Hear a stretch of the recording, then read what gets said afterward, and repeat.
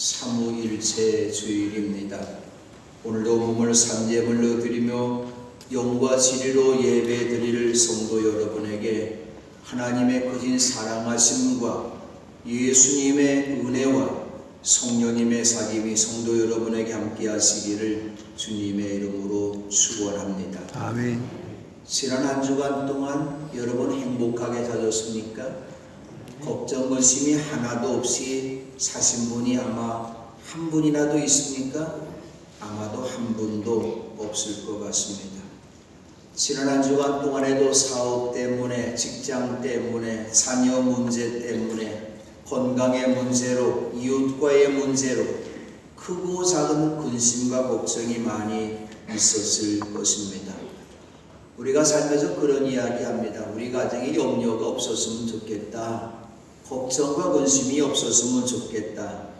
아마도 걱정과 근심이 없는 사람은 공동묘지 무덤 속에 누워있는 사람이라고 한 것이죠. 우리가 살아있다는 것은 걱정과 근심이 그리고 예수님의 말씀을 믿고 오순절 마가에 나아가니 예수님을 사랑하는 여자들과 예수님의 어머니 마리아와 예수님의 동생들과 12제자와 많은 신자들 120명이 함께 한 마음으로 모여서 기도했습니다. 이 문제 때문에 걱정하고 그들에게 성령의 세상 말한 것이 불같이 충만하게 임해서 성령이 목숨을 부지하고 각각 무엇을 아무도 먹을까, 말하기를 무엇을 시작했습니다. 마실까 걱정하지 말고 너희들 몸을 감싸려고 무엇을 입을까 걱정하지 말아라. 그리고 걱정하지 않아도 되는 비결을 예수님께서 말씀하셨어요. 너희의 하늘 아버지께서는 이 모든 것이 너에게 필요하다는 것을 아신다. 너희는 먼저 하나님의 나라와 하나님의 의를 구하여라. 그리하면 이 모든 것을 너희에게 더하여 주실 것이다 말씀하셨습니다. 우리 신앙인이 하나님의 나라를 먼저 구하고 하나님의 의를 우리가 먼저 구하면 하나님은 우리가 걱정하지 아니하도록 우리에게 필요한 모든 것들을 때를 따라서 주실 것입니다. 그럼에도 우리는 시시때때로 먹을 것, 마실 것, 입을 것을 구하려고 근심하고 걱정하고 있는데 이것 이상으로 더 큰 걱정을 하고 있는 것이 있는데 어떤 예배를 살아야 될까? 집에 대한 걱정들을 우리가 많이 또 그는 자기 마음대로 말씀하지 않고 그래서 듣는 것만 알려주실 것이고 앞으로 우리에게 알려주실 제가 것이라고 태어난 지 말씀하셨습니다. 80이에요. 그러면서 예수님이 말씀합니다. 또 그가 나를 영광되게 하실 것이다. 그가 나의 것을 받아서 너에게 알려줄 것이기 때문이라 근데 오늘 우리 말씀하셨습니다. 아버님께서 바로 성도님, 진리의 성도님께서 우리에게 오시를 찾았어요. 그래서 어린 생각에도 인도해주시기 위해서 오셨단다.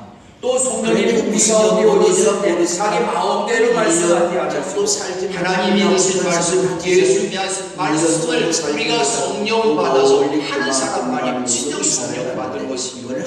또 성령님은 앞으로 올 일들을 제자들에게 알려주시다 보내서 앞으로 올 일들 예수님을 통해서 이 땅에 쓰여져가는 하나님의 나라의 저희 집이 작은 분이에요. 또 성령님이 오셔서 진리령이 오셔서 하시는 일이 무엇일까요? 기울어져가고 예수님을 영광되게 하시라고 한 것입니다. 그러다 중학교 대에 들어갈 즈음에 저희 어머님이 집을 한 채를 사셨는데 대지가 130평에다가 건평이 30평짜리 기아집으로 이사를 갔는데 그렇게 기분이 좋더라고요. 저도 어쨌든 그렇게 기아집에도 살았습니다. 이 기아집에서 살았는데 이 집을 누가 사셨느냐? 우리 아버지가 일제시대 때에는 하루 품삯이 쌀 한 가마씩 받으셨는데 우리 아버지 혼자 열심히 벌어서 혼자 잡수신 것 같아요. 근데 우리 어머니가 어쨌든 나름대로 일을 하셔서 집을 사셨는데 그래도 문패를 만들 때에는 아버지 이름으로 문패를 만들어 놓으셨더라고요.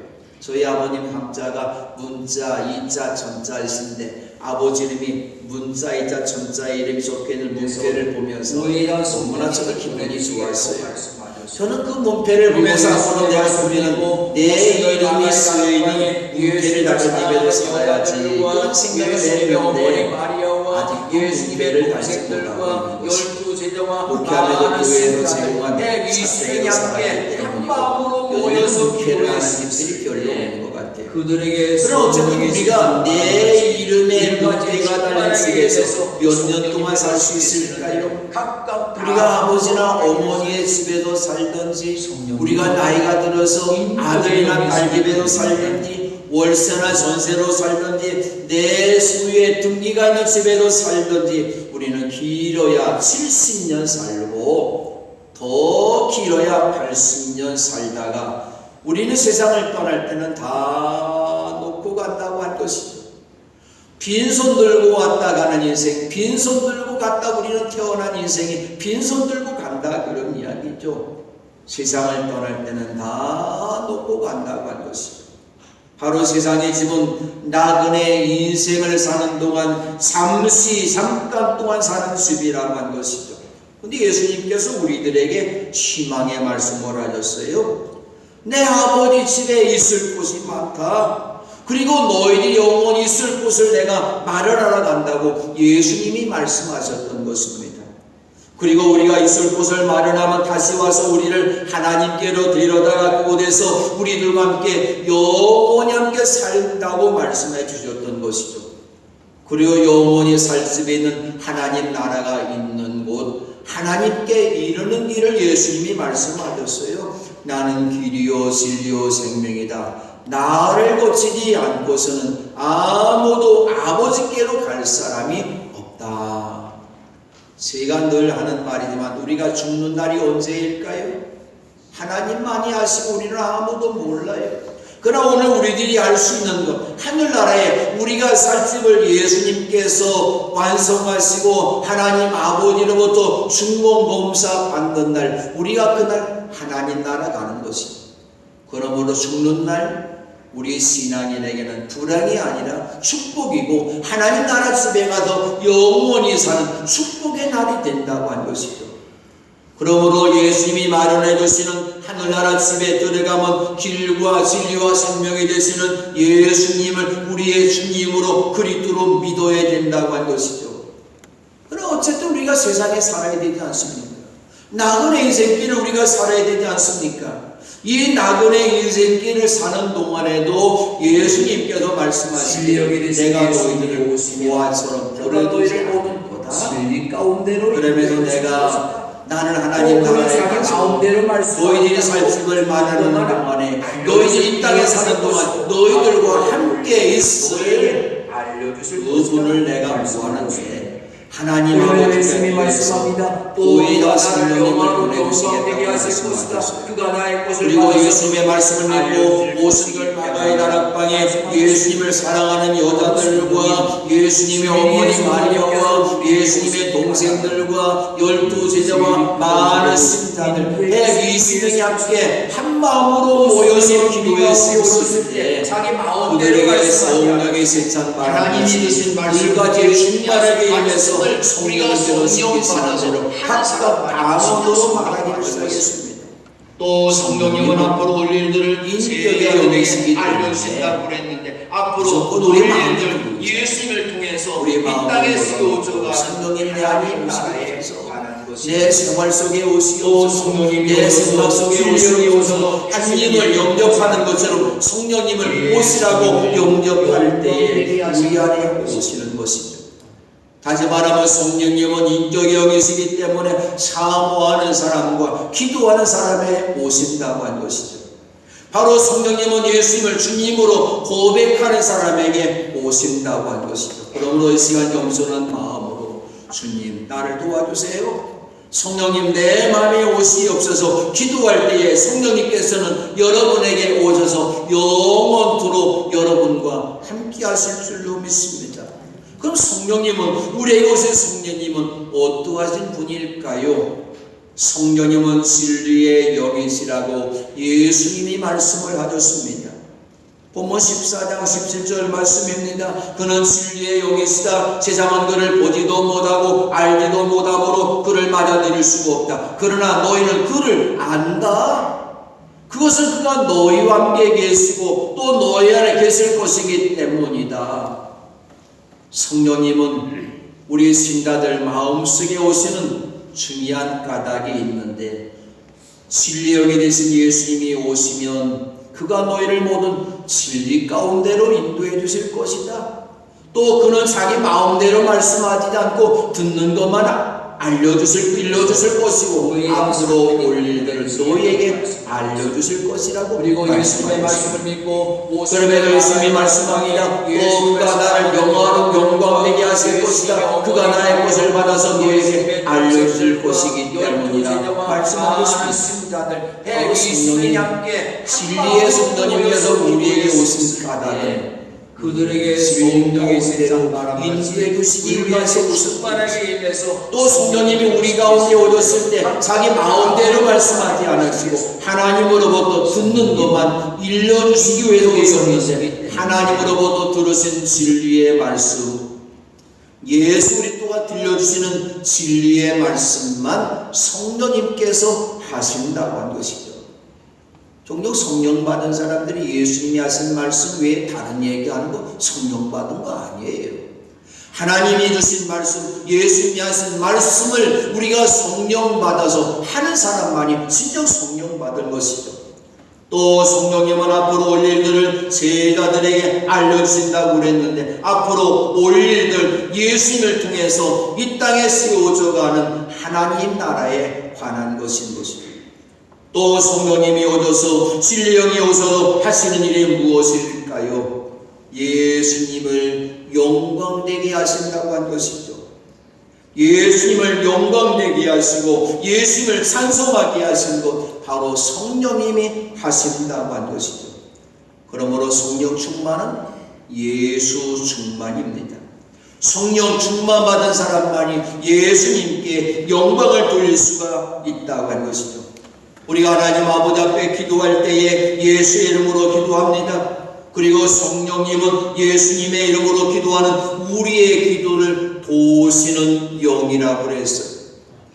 바울은 로마서 8장 26절에서 이와 같이 성령께서도 우리의 역함을 도와주십니다. 우리가 어떻게 기도해야 할지를 알지 못하지만 성령께서 신이 이루다 말할 수 없는 탄식으로 우리를 대신하여 간구하여 주십니다. 이 시간도 성령님은 예수 그리스도에 대해서 말씀하시고 우리에게 진리이신 예수님을 알게 하시고, 그런 의미에서 성령 충만은 예수 충만이기 때문에 성령님 여러분의 마음속에 모시기를 바랍니다. 아멘. 두 번째로 진리의 성령님이 우리에게 임하셔서 하시는 일이 있는데, 요한복음 14장 26절에서 이렇게 말씀합니다. 그러나 보혜사 곧 아버지께서 내 이름으로 보내줄 성령께서 너에게 모든 것을 가르쳐 주실 것이며 또 내가 너에게 말한 모든 것을 생각나게 하실 것이다. 요한복음 15장 26절, 내가 아버지께로부터 너에게 보낼 보혜사 곧 아버지께로부터 오시는 진령이 오시면 그 영이 나를 위하여 증언하실 것이다. 성령님은 예수님이 말씀하시고 이 땅에서 제자들에게 보여줄 모든 것들을 가르쳐 주신다고 그랬어요. 예수님이 말씀하신 모든 것을 생각나게 하신다고 그랬어요. 또 성령님은 예수님을 증언하신다고 그랬습니다. 성령님은 바로 예수님을 전파하고 예수님을 간증하신다고 한 것입니다. 그러면 진리의 성령 받은 사람들이 예수를 증언할 때 이 세상에 참으로 놀라운 일들이 나타나는데, 요한복음 16장 8절에서 예수님이 이렇게 말씀합니다. 그가 오시면, 바로 성령님이 오시면 죄와 의와 심판에 대하여 세상의 잘못을 알려주실 것이다. 그렇습니다. 진리의 성령이 임한 사람은 예수 그리스도를 증언할 때 그 증거의 말씀을 듣는 세상의 잘못을 깨우치신다고 한 것이죠. 또 성령님이 죄에 대하여 깨우칠 때 깨우치십니다. 자기 마음대로 죄에 대하여 말씀하고 깨우친다면 세상이 하신 말씀 나를 믿지 않기 때문이요. 우리가 예수님 성령 말씀 받아서 하는 무엇이 사람이 죄일까요? 진정 성령 받은 것이죠.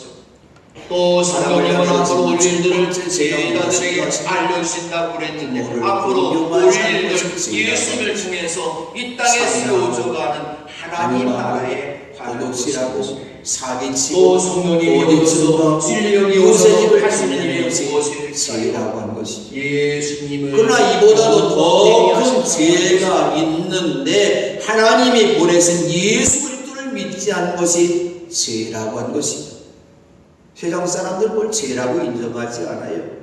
그러나 성령님이 오셔서 마음을 열어주시고 하나님의 말씀, 복음을 듣게 하시면 예수를 주님으로 그리스도로 믿지 않았던 자기 자신의 잘못이 크다는 것을 알고 나는 죄인이라는 걸 고백합니다. 그래도 바울 사도가 고백하기를 나는 죄인 중에 괴수다, 죄인의 괴수라 그런 이야기죠. 하나님이 나를 위해서 위아들 예수님을 세상에 보내주시고 나를 위해서 내 대신 십자가에 죽게 하시고 사흘 만에 부활하신 예수 그리스도가 나의 구원자가 되시는데 내가 그분을 몰랐구나, 내가 그분을 받게 했구나, 지금까지는 생명의 주님을 내 마음이 영접하지 않았구나, 내가 큰 죄를 지었구나 깨닫는 것이 바로 죄에 대해서 깨우친다고 하는 말씀입니다. 두 번째 의에 대해서 깨우치십니다. 예수님이 말씀합니다. 의에 대하여 깨우친다고 하면 내가 아버지께로 가고 너희가 나를 더 이상 못 볼 것이기 때문이다. 의가 무엇일까요? 많은 사람들은 선을 행하는 것, 이스라엘 사람들은 율법을 잘 지키는 것을 의라고 말을 했습니다. 로마서 3장 20절에서 바울이 말합니다. 그러므로 율법의 행위로는 하나님 앞에서 의의 없다고 인정받을 사람이 아무도 없습니다. 율법으로는 죄를 인식할 뿐입니다. 하나님께서 모세를 통해서 율법을 주셨는데 이스라엘 백성들은 이 율법을 613가지의 율법의 조항으로 잘 정리해 놓았어요. 그래서 이 율법을 잘 지키려고 그렇게 거룩하게 살고 바리새파 사람처럼 살고 했던 그러한 사람들이죠. 그런데 하나님께서 그들을 의롭다고 인정해 주시지 않았어요. 613가지의 율법 조항을 하나라도 빠짐없이 잘 지킬 수 있는 사람은 이 땅에 한 사람도 없다고 한 것이죠. 오히려 율법의 거울에 내 자신의 모습을 비춰볼 때에 나는 죄를 지는 죄인이구나, 죄인이라는 것만 깨닫게 된다고 한 것이죠. 그렇다면 의가 무엇일까요? 이 세상에 육신의 몸을 입고 사람으로 오셨다가 하나님 아버지께로 돌아가신 예수님이 바로 우리에게 의라고 하는 것이죠. 세상 사람들이 이게 의인지를 몰라요. 그래도 선하게 살려고 하지만 선하게 얼마나 살 수 있습니까? 이스라엘 사람들처럼 의롭게 산다고 율법을 지킨다고 하는데 그들이 얼마나 율법을 잘 지켰습니까? 자기들이 사랑하는 선행, 율법을 잘 지켰다는 그 모습들 하나님 앞에 인정해 주시길 바라며 자랑하지만 하나님께서는 그 모든 것 너희들 했던 일들 쓰레기통에 들어갈 휴지 조각에 지나지 않는다고 말씀합니다. 선한 일을 한 것 하나님 앞에서 휴지 조각이에요. 거룩하신 하나님 앞에 인간의 선한 것 얼마나 선합니까? 얼마나 거룩할까요? 오히려 사람에게 생명을 주고 구원하는 일에는 인간의 의는 아무 쓸모가 없는 의라고 한 것입니다. 그래서 하나님 우리에게 새로운 의를 주셨는데 하나님의 의는 무엇일까요? 예수 그리스도가 의라고 한 것이죠. 예수를 믿기만 하면 하나님을 우리를 의롭다고 인정해 주시는 것입니다. 우리가 예수님의 의의 옷을 입고 하나님 앞에 나아갈 때 하나님은 우리를 의로운 자로 받아주시는 것입니다. 로마서의 바울 사도는 그걸 여러 구절에서 강조하며 말합니다. 로마서 3장 24절 그러나 사람은 그리스도 예수 안에서 얻는 구원으로 말미암아 하나님의 은혜로 값없이 의롭다는 선고를 받습니다. 예수 안에서 하나님의 은혜로 값없이 의롭다고 선고를 받았다고 말씀합니다. 하나님께도 오래 참으시다가 지금 이때 자기의 의로우심을 나타낸 것은 하나님은 의로우신 분이시라는 것과 예수를 믿는 사람은 누구나 의롭다고 하신다는 것을 보여주시는 것입니다. 예수 믿을 때 의롭다고 의롭다고 하나님이 인정해 주신다는 것이죠. 로마서 3장 28절 사람이 율법에 의하는 상관없이 믿음으로 의롭다고 인정받는다고 우리는 생각합니다. 로마서 3장 30절 참으로 하나님은 오직 한 분뿐이십니다. 그러므로 하나님께서는 할례를 받은 사람도 믿음을 모시고 의롭다고 하시고 할례를 받지 않는 사람도 믿음을 모시고 의롭다고 하십니다. 이스라엘 사람들은 자기만 의로운 사람이 왜 할례 받았으니까. 근데 바울이 선포합니다. 아니다. 할례를 받았던 할례를 받지 않았던 그의 믿음을 모시고 의롭다고 하시기 때문에 믿음이 없다. 예수를 믿는 믿음이 없다. 의로운 사람 아니라는 얘기예요. 로마서 4장 3절에서 말씀합니다. 성경이 무엇이라고 말합니까? 아브라함이 하나님을 믿으니 하나님께서 그를 의롭다고 여기셨다 하였습니다. 하나님을 믿을 때 의롭다고 여기신 거죠. 로마서 4장 5절입니다. 그러나 경건하니 못한 사람을 의롭다 하시는 분을 믿는 사람은 비록 아무 공로가 없어도 그의 믿음이 의롭다고 인정을 받습니다. 경건하지 못합니다. 아무 공로가 없어요. 예수님의 오른쪽에 달린 강도가 의로움이 있습니까? 선행을 한 번이나 행했습니까? 경건한 일이 있습니까? 아무 공로가 없어요. 그럼에도 불구하고 예수님께서 그의 믿음을 보시고 주님 하나님 나라 가실 때 나를 기억해 주십시오. 그 믿는 그 믿음을 인정해 주시면서 이 강도를 하나님의 나라로 옮겨주신 것이죠. 우리가 아무 공로가 없어요. 그러나 예수님이 나의 의가 되십니다. 그러므로 의가 되신 예수님을 믿을 때만이 하나님께서 우리를 의롭다고 인정해 주시는 것이죠. 그러므로 오늘도 우리는 의가 되시는 예수님만을 믿어야 합니다. 실제는 심판에 대하여 깨우치십니다. 심판에 대하여 깨우친 남은 이상의 통치자가 심판을 받았기 때문이다. 종말이 언제일까요? 심판의 때가 언제일까요? 예수님 이 땅에 오심으로 종말은 이미 시작되었고 심판은 이미 시작되어져 있습니다. 지금 우리가 눈으로 죄를 지은 세상을 볼 때 저 심판 받았으면 좋겠다. 저 벌 받았으면 좋겠다. 보십시다. 영적으로 볼 때 예수님 이 땅에 오셔서 회개하라고 외치셨기 때문에 그 음성을 듣고 회개하는 사람은 용서함 받고 구원함을 받을 것이지만 믿지 않는 사람은 이미 그는 하나님의 심판을 받았다고 한 것입니다. 바로 성령님께서는 예수님을 우리가 증언할 때 사람들이 예수님을 안 믿는 것이 죄라는 사실과 예수님이 의가 되심을 알게 된다고 한 것이죠. 베드로가 오순절 설교를 합니다. 사람들에게 이렇게 선포합니다. 여러분이 예수님을 십자가에 못 박아 죽였지만 하나님께서 그를 죽음의 고통에 풀어서 살리셨습니다. 예수를 하나님께서 살리셨습니다. 그러므로 이스라엘 온 집안을 확실히 알아두십시오. 하나님께서는 여러분이 십자가에 못 박은 예수를 주님과 그리스도가 되게 하셨습니다. 사람들이 이 말을 듣고 마음이 찔렸다고 그랬어요. 형제들이요, 어떻게 하면 우리가 좋겠습니까? 그때 베드로가 그들을 향해서 이렇게 선포합니다. 회개하십시오. 그리고 여러분 각 사람은 예수 그리스도의 이름으로 세례를 받고 제 용서를 받으십시오. 그리하면 성령을 선물로 받을 것입니다. 이 약속은 여러분과 여러분의 자녀와 또 멀리 떨어져 있는 모든 사람, 곧 우리 주 하나님께서 부르시는 모든 사람에게 주신 것입니다.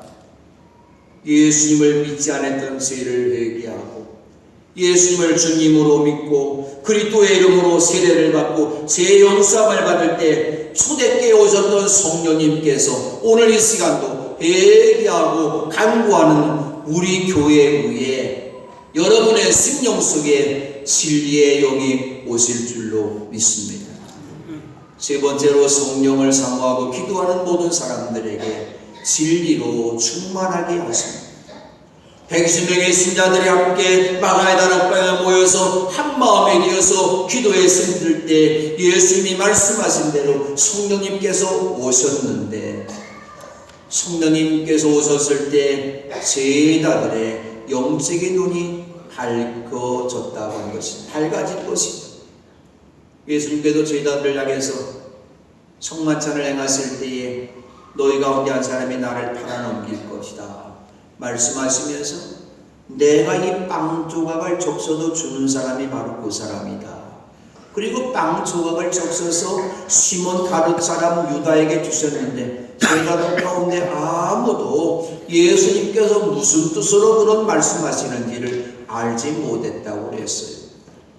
예수님께서 하늘나라 가는 길을 말씀하시고 하늘나라에서 영원히 우리들이 살 집을 마련하신다고 말씀하시고 자신이 길과 진리와 생명이라고 말씀하셨는데 아무도 나를 거치지 않고 아버지께로 갈 사람 없다고 말씀하셨는데 빌립은 동문서다고 합니다. 주님 우리에게 아버지 보여주십시오. 이렇게 제자들은 예수님이 말씀하시는 진리의 말씀을 이해하지 못했어요. 영적인 눈이 감겨 있었기 때문에 캄캄하기 때문에 예수님의 말씀을 이해하지 못했다는 것이죠. 그런데 진리의 성령님께서 제자들에게 오도도 제자들을 감동하실 때 놀라운 일이 나타납니다. 지금까지 그들에게 의문사로 남아있던 것이 감탄사로 바뀌었어요. 그들이 지금까지 인생에 사는 목적, 믿음 생활의 목적을 모르고 물음표만 있었어요. 그런데 진리의 성령님 받은 그들에게 인생의 모든 의문과 물음표가 이제는 느낌표로 바뀌는, 감탄사로 바뀌는 놀라운 역사가 나타났다는 것이죠. 예수님으로 들었던 교훈들과 눈으로 보았던 표적과 이적과 기사가 무엇인지를 몰랐는데 이제는 진리의 성령이 오실 때 밝히 알게 되었다고 한 것이죠. 그리고 그들은 진리의 성령 받은 제자들의 모습이 새롭게 변화되었던 것이죠.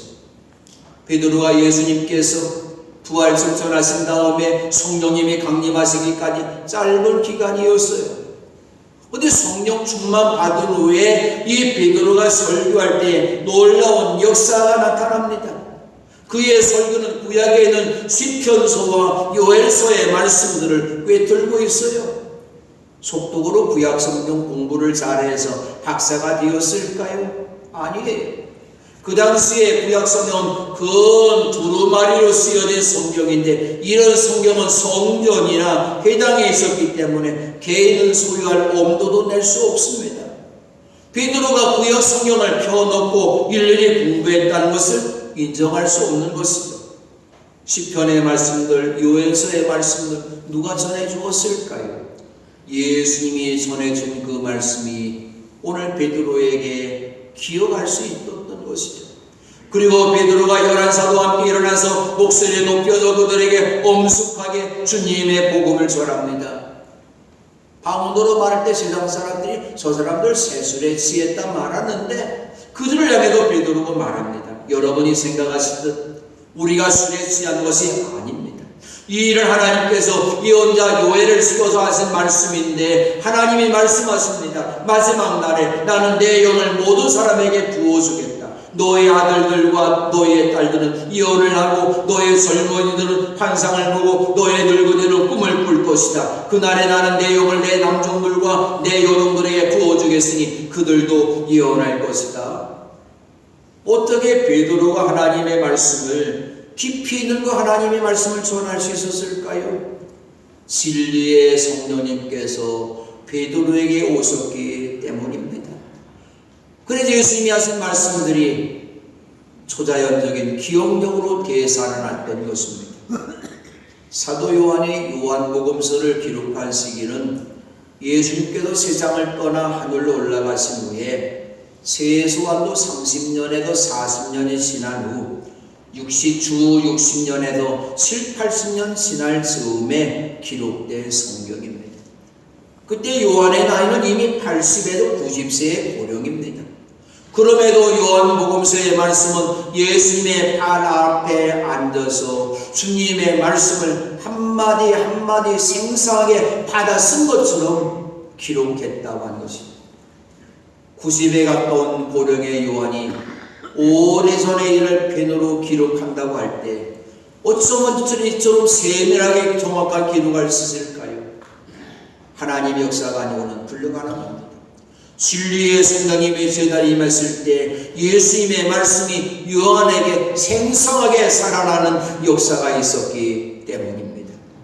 그리고 진리의 성령으로 충만한 베드로가 솔로몬 행각에서 예수 그리스도를 이렇게 증언합니다. 여러분은 생명의 근원 되시는 주님을 죽였습니다. 그러나 하나님께서는 그를 죽은 사람들 가운데서 살려줬습니다. 우리는 일의 증인입니다. 그리고 자신과 요한이 나면서부터 고치 못한 사람 고친 것 내가 아니다. 예수의 이름이다. 예수의 이름을 믿는 믿음을 힘입어서 완전히 성하게 되었다고 예수님 믿으라고 선포했던 것이죠. 그렇습니다. 예수님이 말씀하신 것처럼 내가 아버지께로부터 너에게 보낼 보혜사 곧 아버지께로부터 오시는 진리의 영이 오시면 그 영이 나를 위하여 증언하실 것이다. 예수님이 진리라고 하는 것을 제자들을 통해서 입증하신 것이죠. 이 시간 진리영으로 오신 성령님으로 충만하시기를 바랍니다. 진리영으로 충만해도 여러분의 모든 삶의 달인 걱정과 의심을 다 십자가의 못을 받고 우리의 믿음의 주님이시고 우리의 구원자가 되시고 우리를 온전하게 되시는 예수님을 믿고 여러분 성령으로 살아가는 성령의 사람들 되시기를 주님의 이름으로 축원합니다. 아멘.